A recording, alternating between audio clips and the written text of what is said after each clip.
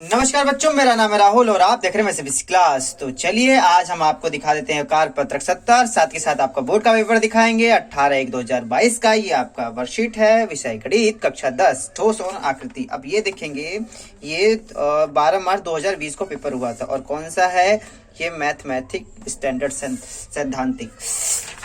तो चलिए स्टार्ट करते हैं। तो जल्दी से देखते हैं इसमें से कौन सा पेपर, मतलब इस चैप्टर में से आपके कौन सा क्वेश्चन आया था इस चैप्टर में से बोर्ड में। 2020 की बात करें जब कोरोना वायरस आ रहा था, और कोरोना वायरस मार्च में आया था ना। और देखो ये मार्च के पहले पहले बच्चे का पेपर हो गया था, नहीं तो ये भी निकल ही जाते किसी तरीके से। चलो देखो, द्विघाती वाला याद रखना, द्विघाती त्रिघाती यहाँ पे दिखाया जा रहा है। और ये रहा प्यारे बच्चों, ये रहा 4 सेमी आधार त्रिज्या वाले एक शंकु की ऊंचाई, उसकी ऊंचाई के बीचों बीच से होकर जाते हुए तथा इसके आधार के समांतर एक समतल द्वारा 2 भागों में विभाजित किया जाता है। इन 2 भागों के आयतन की तुलना कीजिए। इस प्रकार का क्वेश्चन दिया गया है आपके बुक में। इस प्रकार एनसीईआरटी में, एनसीईआरटी कह रहा हूं मैं, वर्कशीट की बात कर रहा हूं। वर्कशीट में ऐसा भी क्वेश्चन है ही नहीं है।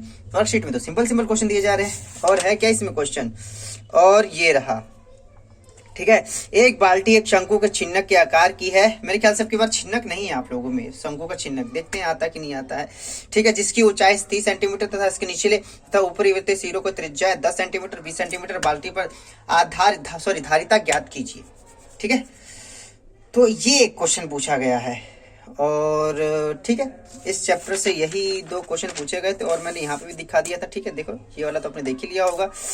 ये था आपका कहाँ से, स्टैंडर्ड का, ठीक है। तो 2020 में किस प्रकार से प्रश्न पूछे गए थे। लेकिन कुछ बच्चे हो गए बेसिक के, तो बेसिक के प्यारे बच्चों के लिए 13/3/2020 वाला क्वेश्चन दिखा रहा हूं मैं, प्रश्न पत्र दिखा रहा हूं जो 2020 में कोरोना वायरस से पहले हुआ था। और इस चैप्टर से जो इंपॉर्टेंट क्वेश्चन पूछे गए थे आपके, वो अगर मैं आपको दिखाना चाहूं तो जल्दी से दिखा दे रहा हूं, लेकिन क्वेश्चन भी तो दिखने चाहिए, नहीं दिख रहे। रचना वाला देखो, रचना वाला दिख गया है तो ठीक है, रचना वाला देख लेना। वैसे मैंने पिछली बार रचना वाला दिखा दिया था, क्वेश्चन नंबर 24, ठीक है। तो उस पर मैं ज्यादा की बार नहीं दिखाऊंगा, दिखाने जा रहा हूं मैं आपका जो कि आया गया है, ये रहा, ठीक है। ये रहा क्वेश्चन नंबर आपका है 37, क्वेश्चन नंबर 37 में अथवा करके दिया गया है, तो 37 दोनों एक ही है। देखो 37 में आपको आ रहा है कि नहीं आ रहा, ठीक है। एक खुली बाल्टी शंकु के छिन्नक के आकार की है। देखो शंकु का छिन्नक आया, अभी तक आपको वर्कशीट में शंकु का छिन्नक नहीं पढ़ाया गया है, ठीक है। जिसकी ऊंचाई 21 सेंटीमीटर तथा निचले तथा ऊपरी वृत्तीय सिरों का क्षेत्रफल 10 सेंटीमीटर 20 सेंटीमीटर दिखाया गया है। 40 रुपए प्रति लीटर की दर से उस दूध का मूल्य ज्ञात कीजिए जो बाल्टी में पूरा भर सकता है, ठीक है। मैं अगर शंकु का छिन्नक आएगा तो ये भी मैं आपको करा दूंगा।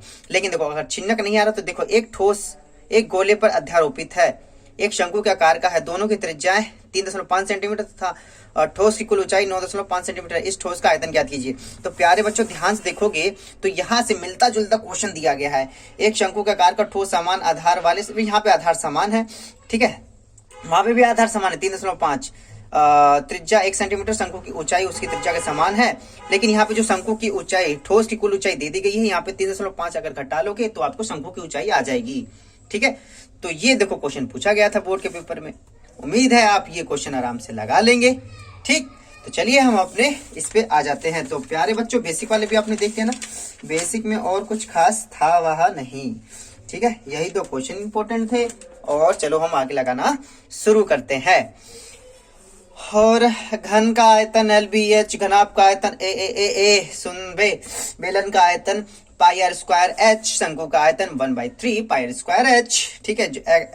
L हो जाती है ऊंचाई होती है, h ऊंचाई होती है और आपकी त्रिज्या होती है, ठीक है। तो ये क्वेश्चन लगा ही रखा है, ये आप लगा ही लेंगे, ठीक है।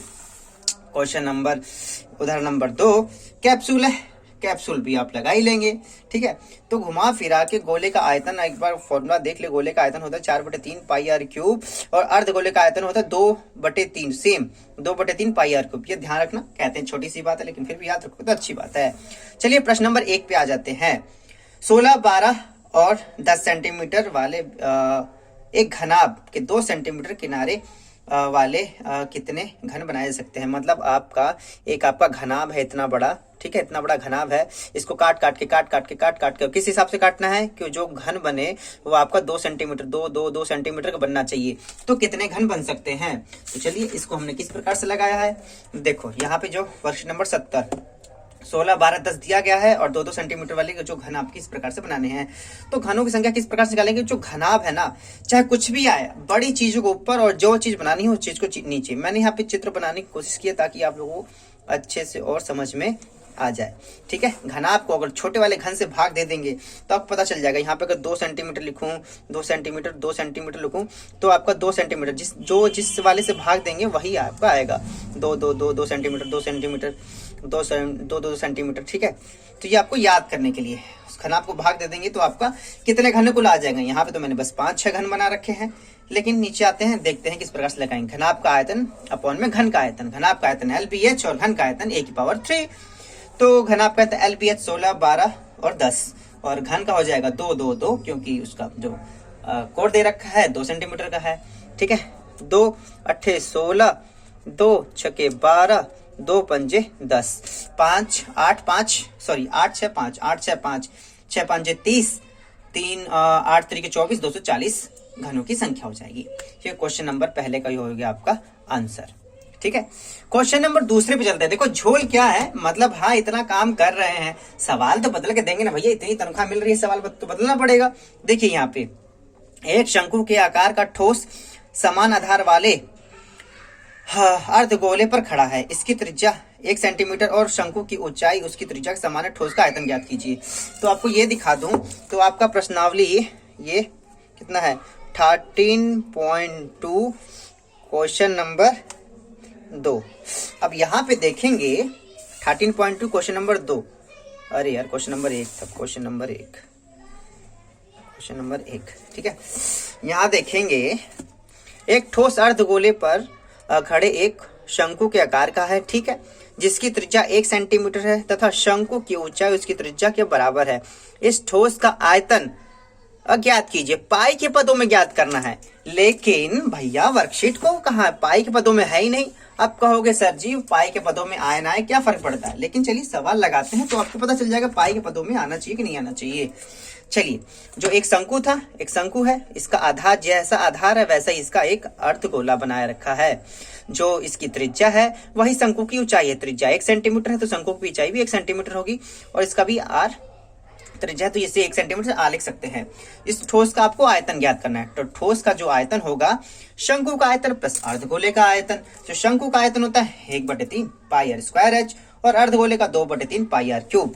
दोनों में याद रखना, दोनों साथ के साथ लगाओ। और कई बार ये बच्चे अलग अलग करके लगाते हैं, ठीक है, गलत नहीं है, लेकिन अगर आपको स्मार्ट बनना दोनों एक साथ लगाओ क्योंकि इसमें कॉमन जल्दी मिल जाता है। तो इसमें 1/3 पाई स्क्वायर कॉमन है तो यहाँ से h का h बच जाएगा, 2 का 2, यहाँ पे r का r बच जाएगा। 1/3 पाई का मान 22/7, r का मान 1/1, यहाँ पे h एक ही है प्लस 1 2/1 हो जाएगा।